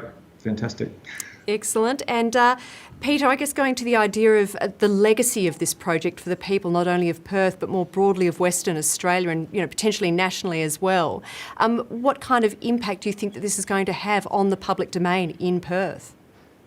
Huge. I think, as we've already seen last week, it was the start of the Reconciliation Walk for WA, and it was fantastic to see all the Indigenous elders gather at the museum and then walk through the city. So that's just one initial public interface that's happened already. So no, I think there'll be many, many more events and festivals that are held in the city room, which is the big public space of the museum. Excellent. And can I ask, is there anything else that you'd like to say about the project, you know, having received now the second named award of the evening? I think we should acknowledge Alec Coles, who was the driving force behind the museum projects and 10 years of his career to get to this point. He's unfortunately 3,500 miles away from us at the moment on a well-deserved holiday, but I think if it wasn't for him, the project wouldn't have actually started in the first place. And sorry, over to you, Paul. Certainly acknowledge that statement, but of course also the project team, our respective project teams did a fantastic job in a complex project, but that also includes the client and the stakeholders that we worked with as well. Excellent. All right. Well, look, thank you once again for joining us this evening. I hope the celebrations are going well there at the museum tonight. Are they, Peter? How's the crowd going? Absolutely. A bit of a crowd delay, but it's all good. Everybody's happy. Excellent. All right. Well, I'll leave you both to enjoy the rest of your night. Thanks so much for joining us. Congratulations. Thanks, Sarah. Bye.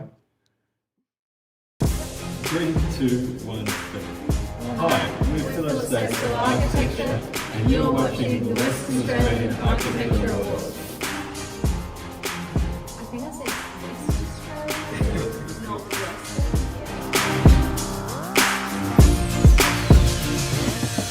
Thanks to the team at Philip Stejskal Architects for that shout out there.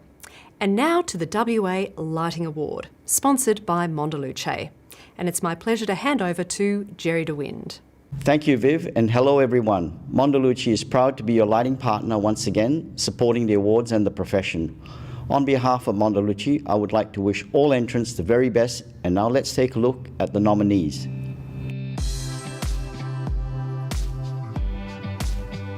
Belridge Senior College Performing Arts Centre by Iredale Pedersen Hook Architects. E-Zone UWA by Hassel. Central Park Lobby Upgrade by Woods Bagot. Belmont Hub by Bollig Design Group. Parmelia Hilton Refurbishment by Cox Architecture. Nalankala Bujawirin Connections, Origins, Innovations and Reflections, 5 galleries at Bullabardip WA Museum by Iredale Pedersen Hook Architects with Thylacine. Waters Hotel and Emily Taylor by Matthew Crawford Architects.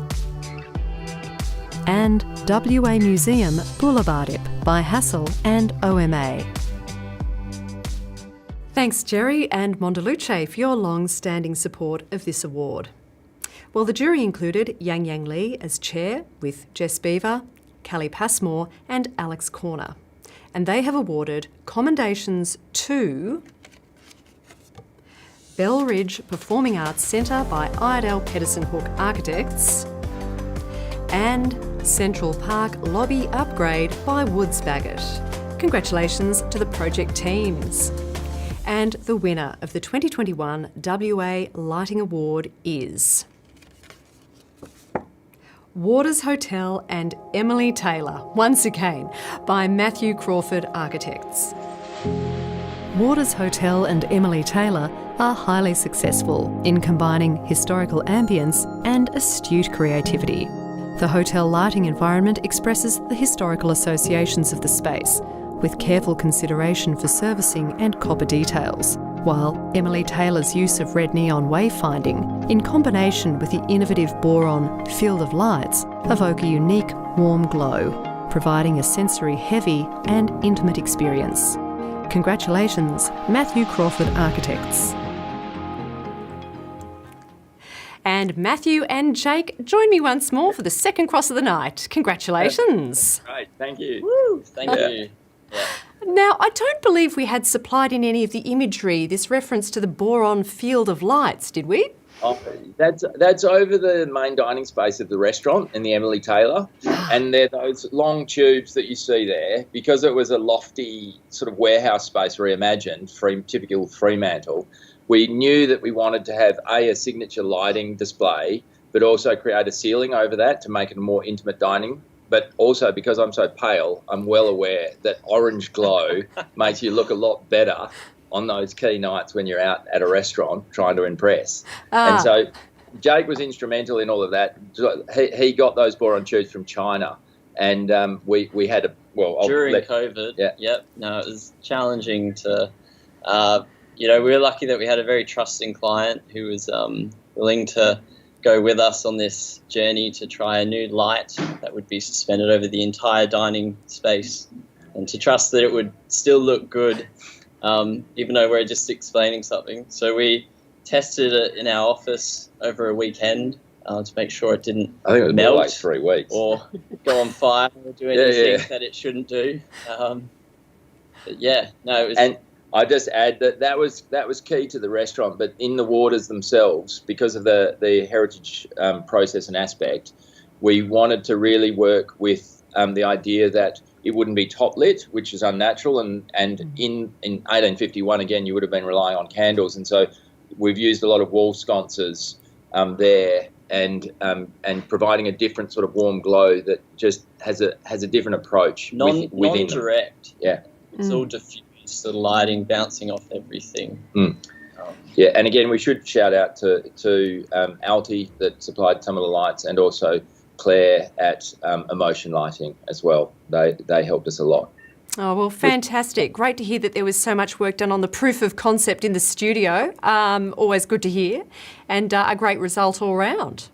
Thank you. Anything else you'd like to say, Jake, before we let you go? It sounds as though you were instrumental in the lighting side of things. No, it was drawings of the conduits. It was a great opportunity. I learned a lot about lighting systems, and I'll just give Jake some more credit than he's going to claim himself. But because, again, in the heritage building, you can't actually chase into any of the mass limestone walls. All the conduiting to all of the lights had to be worked out intimately, and it's all in face-fixed copper conduit. And Jake was instrumental in making sure that every clip was in the right place. saddle. There are literally hundreds and thousands of little details in that Jake was responsible for. Oh, well, outstanding result. And if anyone was in any doubt about you receiving this award, you've just proven why you should. An outstanding... Thank you so much for giving us those extra insights into the project. And congratulations once again. Fantastic. And Thanks very much. I'll let you go now and enjoy your night. Yeah, good. Thank you.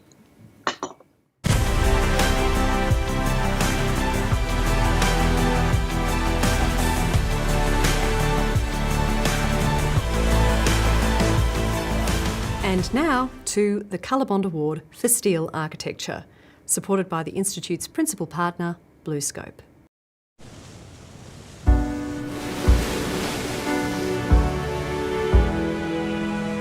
Out on the patio, we'd sit, and the humidity we'd breathe.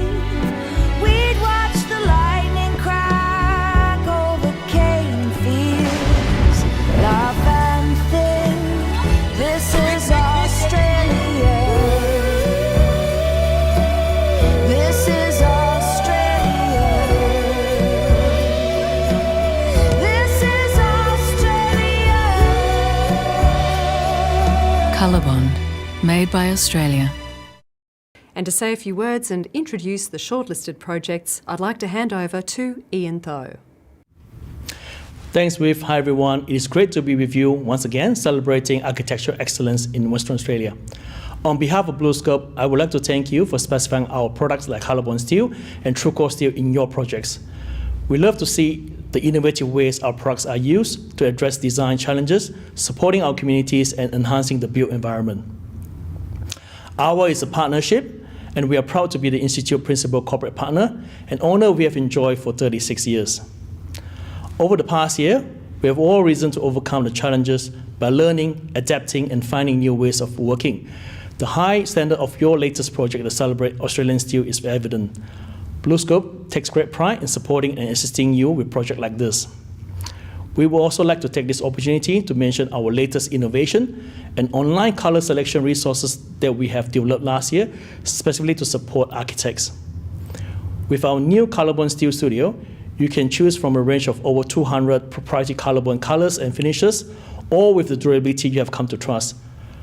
While we still can't be together in person, we are all here with our passion and spirit to celebrate yet another exciting year in Western Australia architecture. With my fellow jurors, I've enjoyed seeing the diversity of projects throughout the judging process, and I encourage you to submit your projects for consideration come next year. On behalf of BlueScope, I would like to congratulate all this year's nominees on your amazing projects. Now, let's take a look at the fantastic projects that have been shortlisted for this year's COLORBOND Award for Steel Architecture. Thank you.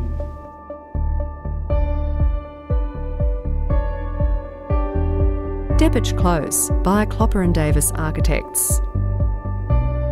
Belridge Secondary College Performing Arts Centre by Iredale Pedersen Hook Architects.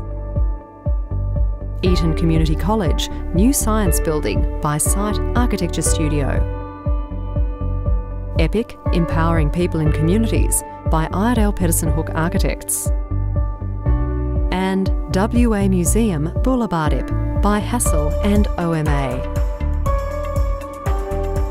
Thanks, Ian and BlueScope, for your long-standing support of the Institute and this award. Well, the jurors included Louise Aguiar as chair, with Matthew Batchelor, Melanie Binks and Ian Tho. And they have awarded one commendation and the COLORBOND Award. The commendation goes to WA Museum Boulabardip by Hassel and OMA. Congratulations once again to the team. And the 2021 COLORBOND Award for Steel Architecture goes to Eton Community College New Science Building by Site Architecture Studio. This exemplary project not only outperformed brief requirements, but also embraced steel as a spectacle to encourage students' curiosity in the built form. The playful yet highly functional hardcourt screen on the eastern side is a celebration of steel through thoughtful design that articulates waveform energy in a truly sculptural manner. The design delivers a new, connective and expressive experience for students through an engaging, modern facility that showcases science education through outstanding design within a limited budget. Congratulations, Site Architecture Studio. And Will Thompson and the team from Site join me now. Hi, guys. You guys seem pretty pumped to receive the COLORBOND Award this evening, I must say. Well done. Thank you. Excellent. Now, look, the jury citation also commends you not only on your, use of COLORBOND product in this project, but particularly on how you pushed the brief, pushed the envelope on the brief to deliver a great outcome for your client. Can you maybe give me a little bit of background on what that involved? Yeah, look, it was a really kind of collaborative process between the team and the Department of Education and our sort of school client. And we really just looked at reinventing what can a new science facility mean for education in the 21st century. And that led us sort of to kind of create these really flexible dynamic spaces, and ultimately steel as a product let us kind of achieve the vision and the outcome that we had for our kind of design concept. So it was a great process that the whole team have been a part of, and we're really kind of proud of the project as a whole. Oh, well done to everyone. Is there anyone in particular you'd like to acknowledge, Will? Well, me, probably. Well, you brought it all together, obviously. In all seriousness, the whole team from Site that have been part of that, and they know who they are. Mike to my side here, Poole behind me, the director, Ange and Aaron, who's Mr. Mustachio over there. We've, we all put in a great sort of effort to deliver this project. We're really, really proud of it. It's kind of setting the benchmark for where we want our projects to go in the future. So we're very stoked. Stoked. Excellent. And now you are, of course, now going to go through with this project to represent Western Australia for the National Award, National COLORBOND Award, which will be announced later in the year. How does that feel for your practice? That's pretty good. It's pretty good. Keeping it real with WA Steel, I think should be said. So, yeah. Boom. Love it. All right. Well, look, thanks so much for joining us this evening, and congratulations once again. I'll let you go now. Thank you. Cheers. Thank you. And take a moment to charge your glasses, because we will be back with the announcement of the George Temple Poole Award after these messages from the award sponsors. The Built Environment channel is a free streaming service specifically for built environment professionals. You'll receive a dedicated screen in your office on which will broadcast industry news, your own content, and lots of design inspiration too.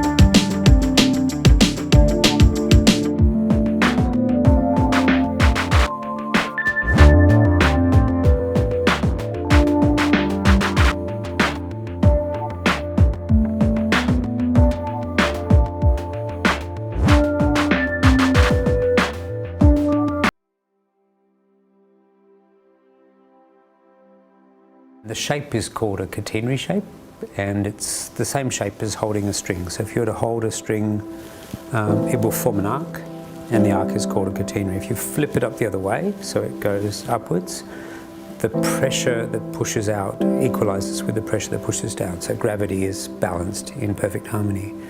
And that means that the load of the brick is evenly distributed down to the ground. Now you can easily bring your projects to life with Dulux BIM Solutions. Dulux BIM Solutions provides easy-to-use BIM content, so you can add Dulux colours and product ranges to your Revit and ArchiCAD models quickly and simply. The latest Dulux BIM content update now includes the Dulux World of Colour and product ranges from Dulux powder coatings, protective coatings, Acrotex and Intergrain timber finishes. Dulux BIM Solutions, inspiring creativity. future of construction is digital. Data is transforming our lives, our work, and the way we create. Get ready to digitize and embrace the future together. NBS.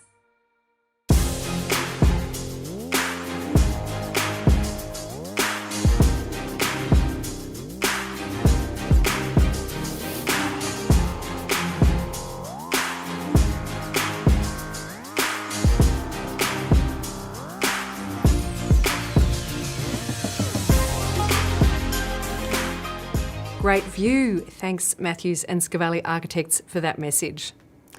And now for the final and most prestigious honour of the evening, the George Temple Poole Award. And to say a few words, it's my pleasure to introduce the Honourable Rita Saffioti, Minister for Planning. Hi everyone, Rita Saffioti here, Minister for Planning, Ports and Transport. We support great architecture in this state through the Office of the Government Architect and also the Department of Planning, Lands and Heritage. I am honoured to present the projects in the running for the George Temple Poole Award. Good luck to all the shortlisted candidates.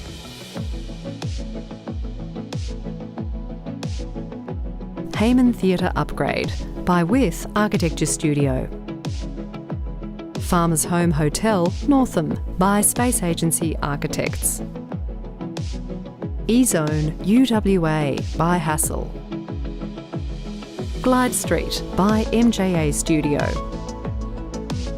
WA Museum Boulevardiep by Hassel and OMA. Beaconsfield House by Simon Pendle Architect. Villiers Marley by Kerry Hill Architects. McDonald Roadhouse by Philip Steskell Architecture. WA Museum Boulevardiep by Hassel and OMA. Marmion Street House by Philip Steskell Architecture. And Waters Hotel and Emily Taylor by Matthew Crawford Architects. Thank you, Minister, and an extraordinary range of projects in contention this year. Well, the jury for this prestigious award was chaired by John Taylor, and fellow jurors were Peter Hobbs and Kim MacDonald. And without any further ado, the winner of the 2021 George Temple Poole Award is WA Museum Boulevardiep by Hassel and OMA. WA Museum Boulevardiep provides an extraordinary solution to a complex brief and is a superb facility for Western Australians to both understand and celebrate their special place in the world. Boulevardiep means many stories in Nyungar language.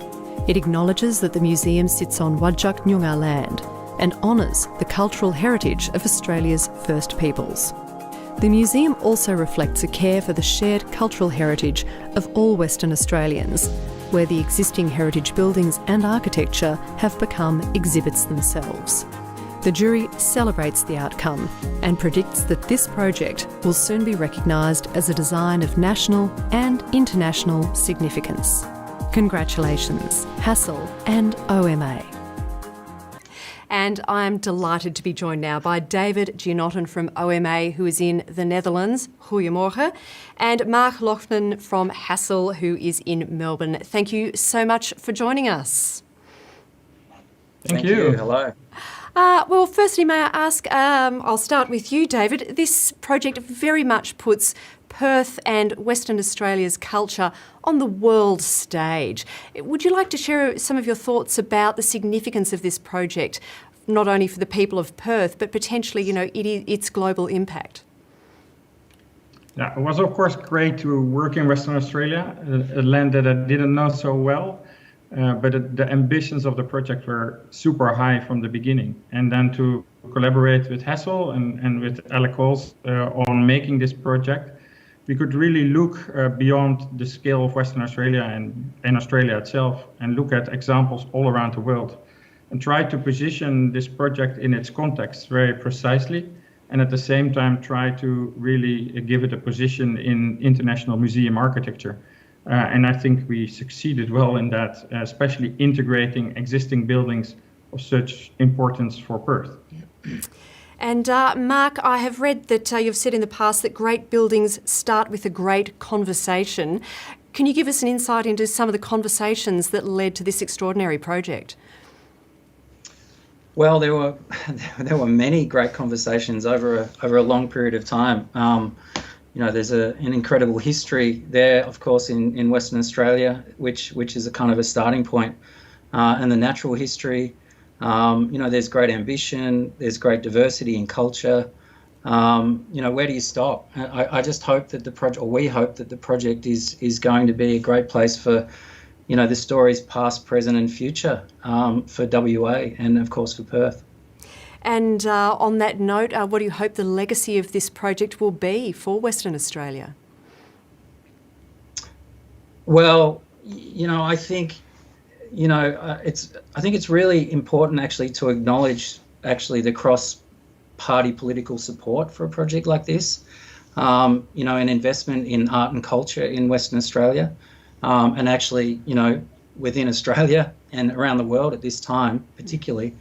I think, as David mentioned, the ambition for the project was very much about respecting place, but also, catapulting the place into a global conversation. And, hopefully post-pandemic, we can really see that impact.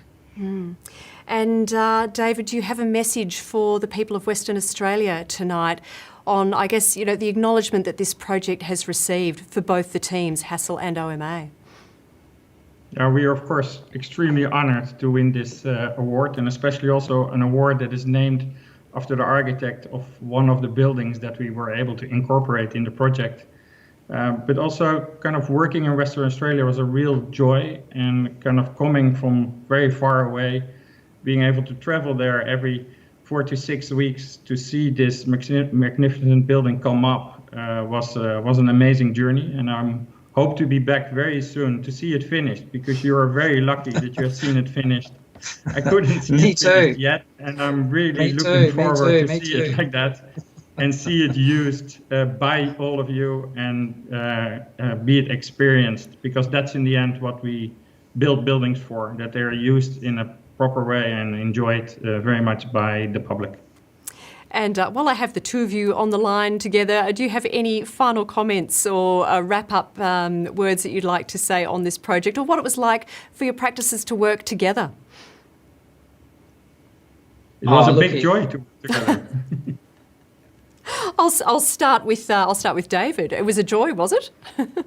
Yeah, it's very much a joy to work together. We have worked together before, but this project was so focused, and really the teams worked together in one location, did everything from A to Z together, and we had an enormous amount of conversations, meetings, building site visits on this project that were so much fun and so of a high caliber. Also with Multiplex, the builder, that also needs to be called out in recognition for the project. And of course with the WA state and representatives and Alecol. It was really a fun to work with everybody. And Mark, from your point of view and Hassel's point of view, any closing comments?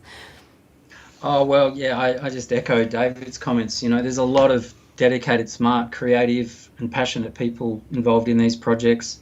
Of course, Multiplex, our client, did an incredible job and were great to work with. And as Peter mentioned before, Alec Cole, it's a tribute to him and his dedication over the journey. It's a shame he's probably on a well-deserved holiday, I guess, right now. And, to the Hassel and OMA team, as David said, it has been a joyful collaboration. I think, 1 plus 1 equals 3. In this occasion, I think it's really been like that, and thank you to everyone really, and to Peter Dean, my partner in Perth, who's carried a significant weight, I think, locally over a long period of time, along with Paul Jones, of course, working together. So yeah, thank you really to everyone involved. Well, congratulations, yes, to everyone involved, to your teams, an extraordinary project and a real gift to the people of Perth, the people of Western Australia, and indeed all Australians. thank you once again for joining us. Congratulations. Thank you very much. I do hope you both enjoy the rest of your night.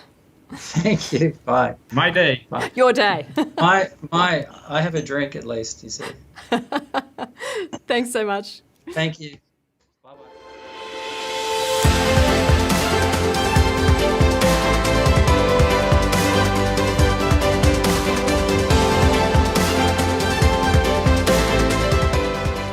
And before we wrap up for the night, I'd like to hand over to WA Chapter State Manager, Beata Davey. Good evening, everyone. Tonight's awards have showcased some of Western Australia's best urban and regional projects, with many common themes of connection and community, sustainability, Indigenous perspectives, adaptability, resilience, and the celebration of joyful spaces. Thank you to all our partners, jurors, and participants. To all the entrants in this year's awards, we are grateful for your contribution. To quote our President, all entrants have enriched our built environment, and we are all the better for your efforts. Congratulations to all the winners, including the People's Choice Award winner. Please enjoy your staycation at the West in Perth. We look forward to celebrating with you all at the prize ceremony and after party at the Westin Hotel on the 2nd of July. Don't forget to secure your tickets for this exciting and innovative new format event.